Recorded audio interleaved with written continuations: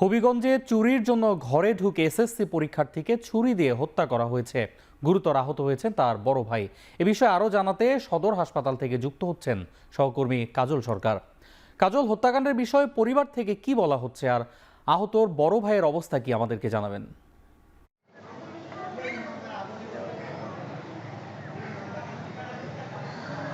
অন্য পরিবার থেকে আমাকে যেটি জানানো হয়েছে যে গতকাল ভোরে মূলত তাদের ঘরের দরজায় কেউ একজন টোকা দিয়েছিলেন। তখন যখন পরিবারের সবাই ঘুমেছিলেন, ভোর রাতের ঘটনা।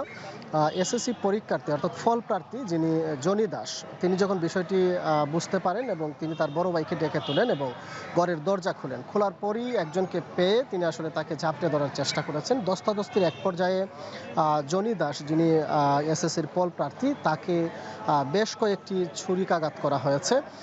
চিকিৎসক আমাদেরকে যেটি জানিয়েছেন অন্তত 6টি আঘাত করা হয়েছে তার বুকের মধ্যে, এবং একটি আঘাত খুবই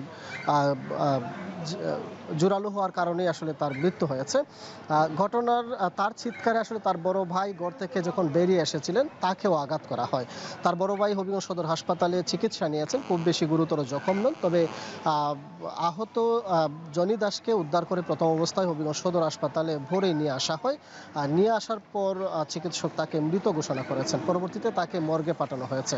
তবে সকালের দিকে জেলা পুলিশ সুপার তিনি ঘটনাস্থল পরিদর্শন করেছেন এবং তিনি আমাদেরকে যেটি জানিয়েছেন যে ঘটনার যে মূল রহস্য সেটি উদ্ঘাটনের চেষ্টা করছেন এবং ঘটনাস্থল থেকে যে ছুরি দিয়ে আঘাত করা হয়েছে সেই ছুরিটি জব্দ করা হয়েছে। এর বাহিরেও আসলে একটি জুতাসহ বেশ কিছু আলামত তারা জব্দ করেছেন। সেই আলামতের সূত্র ধরেই তাদের যে অনুসন্ধান সেটি শুরু হয়েছে। আর চিকিৎসক যেটি বলছেন যে আঘাত মূলত একাধিক আঘাত করা হয়েছে, 6টি আঘাত করা হয়েছে তার বুকের মধ্যে এবং একটি আঘাত গুরুতর হওয়ার কারণে আসলে তিনি মারা গিয়েছেন।